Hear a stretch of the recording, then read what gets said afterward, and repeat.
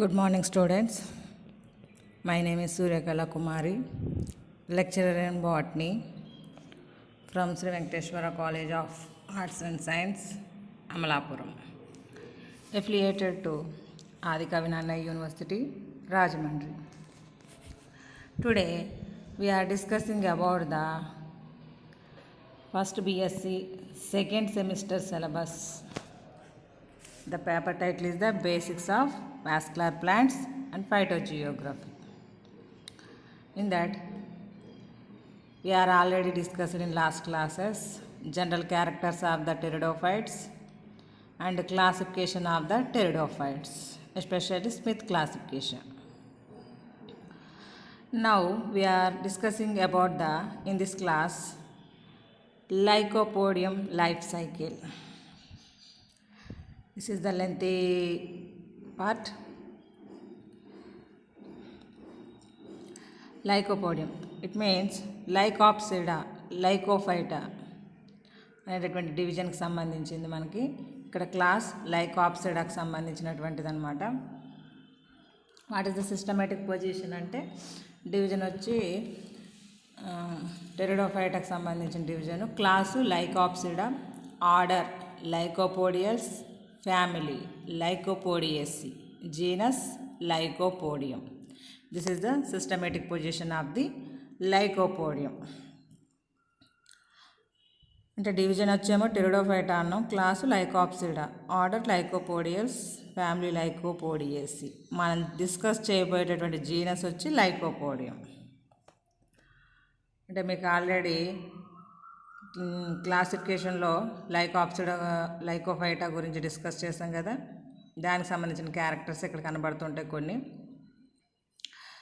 First అంటే మనం ప్రతి ఒక్క లైఫ్ సైకిల్ యొక్క అక్కరెన్స్ డిస్కస్ చేయాలి, ప్లాంట్ బాడీ మార్ఫాలజీ డిస్కస్ చేయాలి, అనాటమీ అంటే లీఫ్, రూటు, స్టెమ్ యొక్క అనాటమీ డిస్కస్ చేయాలి, రిప్రొడక్షన్ డిస్కస్ చేయాలన్నమాట ప్రతి ఒక్క లైఫ్ సైకిల్ లోపల. First occurrence. Lycopodium is a larger genus. It is represented about 400 species. అంటే మొత్తం వరల్డ్ వైడ్గా అయితే 400 స్పీసీస్. In India only 33. ఇండియాలో అయితే 33 స్పీసీస్ ఉన్నాయి. అంటే 33 species are available. These are grown. అంటే these plants are grown. Most of the అంటే where is occurring in India అంటే occurring in cool and moist and shady places. అంటే India లోపల మనకి చల్లగా, తేమగా ఉండాలి, షేడ్ అంటే నీడగా ఉండాలి, అలాంటి ప్లేసుల్లో మాత్రం గ్రో అప్ అవుతాయని చెప్పేసి అనుకున్నాం కదా. They are found in sub tropical and tropical forests.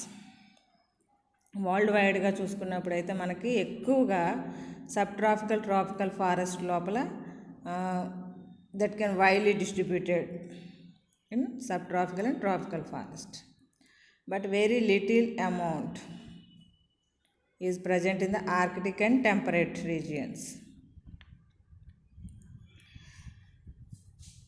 They are live in cool, moist and shady regions. The plants is herbaceous. Herbaceous means small size of plants. చాలా చిన్నగా ఉండేటటువంటి మొక్కలు అన్నమాట. Most of the species are terrestrial. అంటే ఇందులో చాలా మొక్కలు కూడా అంటే భూమి మీద, ఎర్త్ మీద ఉండేటటువంటివే. అంటే for example Lycopodium cernuum, Lycopodium clavatum, Lycopodium phyllanthum, Lycopodium serratum అనేటటువంటి మొక్కలన్నీ కూడా. Here the plants is herbaceous, most of the species is the terrestrial plants. For example Lycopodium cernum, Lycopodium clavatum, Lycopodium fillantum and Lycopodium serratum. ఇవన్నీ కూడా terrestrial plants అన్నమాట. A few are tendent epiphytes, hanging epiphytes as అంటే మనకి చెట్టు మీద అంటే వేరే trees, other trees మీద గ్రో అప్ అయ్యేటటువంటి స్పీసీస్ ఏమైనా ఉన్నాయంటే లైకోపోడియం ప్లెగ్మేరియా అనేటటువంటి ఈ మొక్క. అలాగే lycopodium genus divided into 2 sub genus. అంటే లైకోపోడియం జీనస్ని 2 సబ్ జీనస్ కింద డివైడ్ చేస్తారు. ఎందుకంటే దీని లోపల అంటే స్టెమ్ యొక్క క్యారెక్టర్స్, రూట్ యొక్క క్యారెక్టర్స్, లీఫ్ యొక్క క్యారెక్టర్స్ గురించి డిఫరెన్షియేషను చూపిస్తాయి అన్నమాట. చూపించే క్యారెక్టర్స్ని ఇక్కడ ప్లాంట్ బాడీ యొక్క స్ట్రక్చరు పర్టికులర్గా ఎక్స్ప్లెయిన్ చేయకుండా మీకు జీనస్ రూపం లోపల అంటే సబ్ జీనస్ రూపంలో ఎక్స్ప్లెయిన్ చేస్తాం. అంటే ఏ సబ్ జీనస్లో ఏ విధంగా ఉంటుంది, స్టెమ్ ఏ విధంగా ఉంటుంది, రూట్ ఏ విధంగా ఉంటుంది, లీఫ్ ఏ విధంగా ఉంటుంది అనేది ఇక్కడ మెన్షన్ చేస్తాం. అంటే లైకోపోడియం లోపల మళ్ళీ సబ్ జీనస్ ఉన్నాయి. ఆ సబ్ జీనస్ గురించి ఆ 2 సబ్ జీనస్ని ఇక్కడ ఎక్స్ప్లెయిన్ చేయడం జరిగిందనమాట. The 2 sub genus are the Urostachya and Rhopalostachya. ఫస్ట్ది యూరోస్టాకియా. అంటే ఈ యూరోస్టాకియా ఫస్ట్ సబ్ జీనస్. దీని లోపల plant body branches never creeping. అంటే ఏంటి? The plant bodies are either pendent or erect. అంటే మ్యాక్సిమం నిటారుగానే ఉంటాయి. But they are erect in terrestrial forms and hanging in epiphytic forms. అంటే దీని యొక్క ప్లాంట్ బాడీ ఏ విధంగా ఉంటుంది? యూరోస్టాకియా లోపల పాకడం అనేటటువంటి తెలియదు అన్నమాట. నెవర్ క్రీపింగ్ అంటే it means that can erect in condition, నిటారుగా ఉంటుంది అని అర్థం. అంటే ఎక్కడ నేల మీద ఉన్నప్పుడు టెరెస్ట్రియల్ రూపం లోపల అంటే నేల మీద పెరిగేటటువంటి మొక్కలు అయితే నిటారుగా ఉంటుంది. అలాగే ఎపిఫైటిక్ ప్లాంట్స్ మీద అయితే నిటారుగా ఉండలేదు కదా, that can hanging in position, కిందకి వేలాడబడుతూ ఉంటుందన్నమాట. అంటే స్టెమ్ పార్టికల్ ఆ విధంగా కనబడుతుంది. అదే roots are arise only at the base of the stem. Roots ఎక్కడి నుంచి ఏర్పడతాయంట?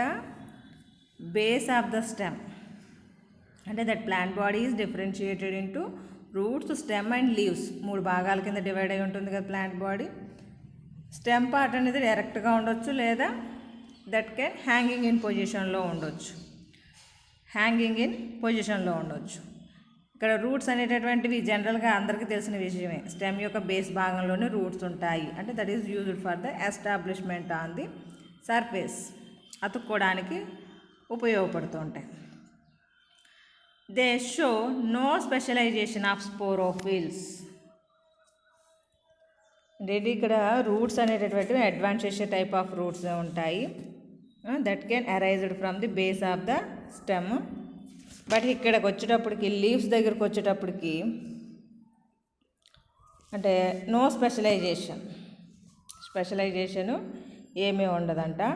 So that the resemble to foliage leaves except size.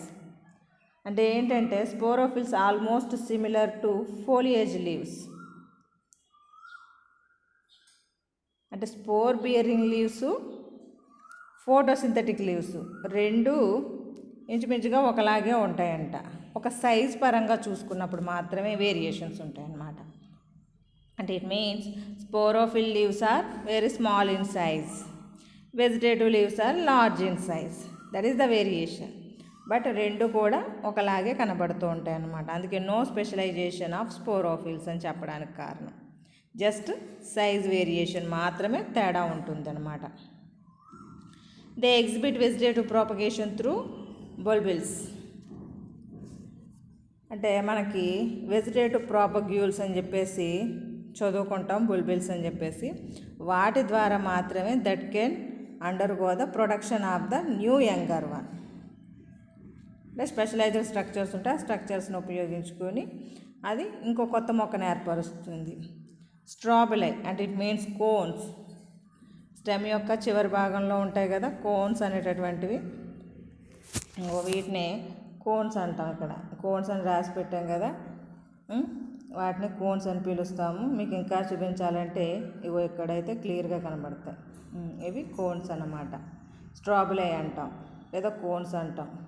ఈ పై భాగంలో టిప్ భాగంలో ఉండి అంటే ఈ లీవ్స్ వెజిటేటివ్ లీవ్స్ అనేటటువంటివి కొంచెం సైజులో పెద్దగా ఉంటాయి. వీటి యొక్క లీవ్స్ అనేటటువంటి స్పోర్ బేరింగ్ అనేటటువంటిది మాత్రం చిన్నగా ఉంటుందన్నమాట. ఆ వేరియేషన్ మాత్రం ఇక్కడ కనబడతాడు జరుగుతుంది మనకి. దాని గురించి ఇక్కడ మామూలుగా ఎగ్జాంపుల్గా చెప్పడం జరిగింది. అంటే స్ట్రాబెరీ రేర్లీ ఫౌండ్, చాలా తక్కువగా, అంటే కోన్స్ అనేటటువంటివి ఉండవు, అంటే ఎక్కువ రిప్రొడక్షన్ అనేటటువంటిది బల్బుల్స్ ద్వారా మాత్రమే జరుగుతుంది. For example Lycopodium selago, Lycopodium phlegmaria. ఇది లైకోపోడియం ప్లెగ్మేరియా, అంటే దీనిలో ఉండేటటువంటి కోన్స్ అన్నమాట. ఇది హ్యాంగింగ్ పొజిషన్లో ఉంది, చూడండి, స్ట్రైట్గా లేదు ఈ మొక్క మనకి.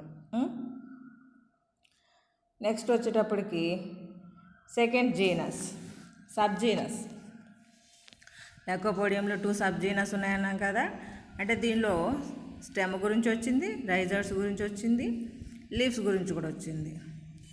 ఇక్కడ రఫాలోస్టాకియా లోపల the plant body having creeping, అంటే ఇందాక దానిలో ఎరెక్ట్గా ఉంటుందని చెప్పేసి అన్నాం.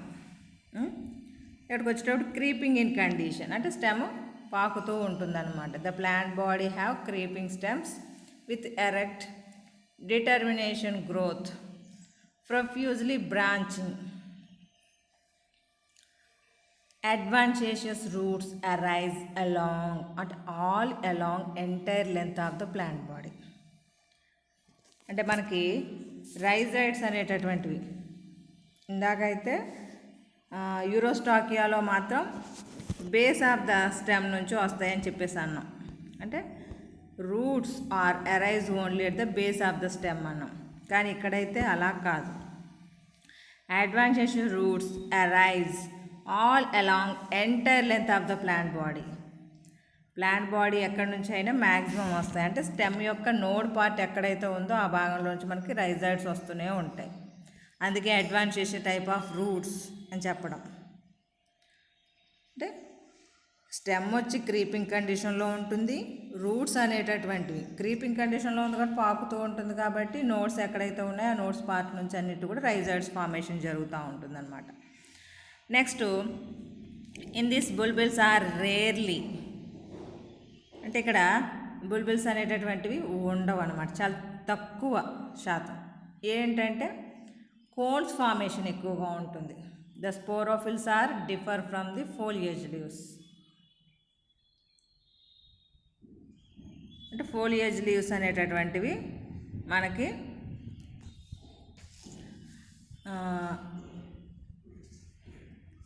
అంటే ఆ పైన కోన్ పైన ఉండేటటువంటి లీవ్స్, అలాగే ఈ కింద ఉండేటటువంటి అంటే ఫోటోసింథటిక్ లీవ్స్, అలాగే స్పోర్ బేరింగ్ లీవ్స్ అనేటటువంటివి వేరియేషన్ చూపిస్తాయి అన్నమాట.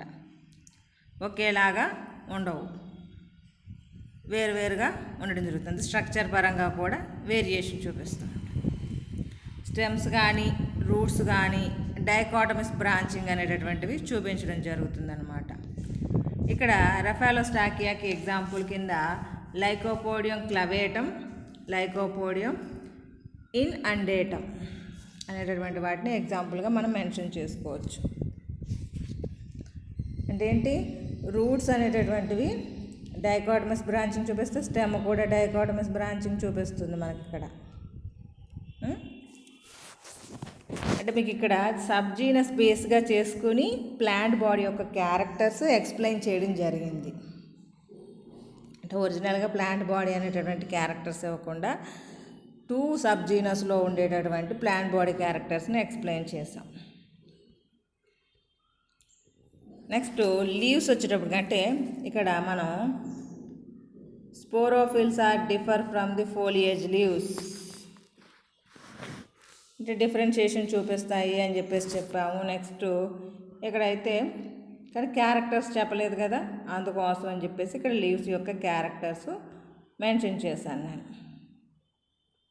ఇదిగోండి ఇక్కడ క్రీపింగ్ స్టెమ్, అంటే ఇక్కడ రైజైడ్స్ అనేటటువంటివి అరైజ్ అయ్యి కిందకి హ్యాంగ్ అవుతున్నట్టున్నాయి. అంటే ప్రతి నోడ్ దగ్గర నుంచి మనకి రైజైడ్స్ వస్తాయి. Leaves very simple, small in size, sessile, చిన్నగా ఉంటాయన్నమాట. లాన్సియోలేట్ అంటే షేప్, అది లాన్సియోలేట్ విత్ బ్రాడ్ బేస్ స్ట్రక్చర్స్, వెడల్పుగా ఉండి పొడవుగా ఉండడం అన్నమాట లాన్సియోలేట్ అనేటటువంటిది. ఇక్కడ స్పెల్లింగ్ మిస్టేక్ ఉంది, CEO.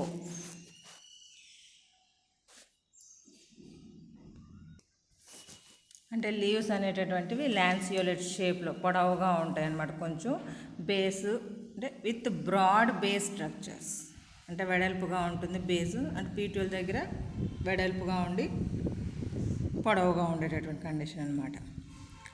The leaves arranged are on stem many types in lycopodium.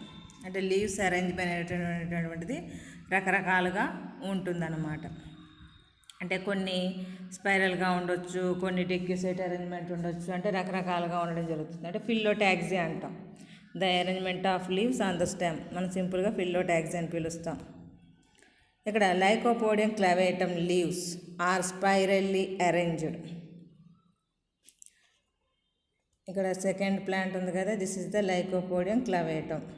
దీని యొక్క లీవ్స్ అనేటటువంటివి స్పైరల్గా అరేంజ్ అయి ఉంటాయి అన్నమాట. అలాగే డెక్యూసెట్ అంటే మీకు పెయిర్గా ఉంటాయి. అంటే కింద ఒక పెయిర్ ఉంటుంది, పైన ఇంకో పెయిర్ అనేటటువంటిదికి పర్పెండిక్యులర్గా ఉంటుంది 90 డిగ్రీ యాంగిల్స్ లోపల. అంటే మనకు పైనుంచి వ్యూ చూస్తే ప్లస్ షేప్లో కనబడతాయి అన్నమాట. అంటే ఒక 2 పెయిర్స్, అంటే ఒకటి అడ్డంగా ఉంటుంది, ఒకటి నిలువుగా ఉంటుంది అన్నట్టుగా కనిపిస్తుంది మనకి. ఆపోజిట్ డెక్యూసేట్ టాక్సానమీ లోపల చెప్పుకునే వర్డ్ అది. లైకోపోడియం ఆల్ఫీడియంలో decussate type of leaf arrangement ఉంటుంది. అలాగే లైకోపోడియం సెరేటం లోపల, అంటే లైకోపోడియం సెరనం, అది అసలు తప్పు రాశారు మళ్ళీని.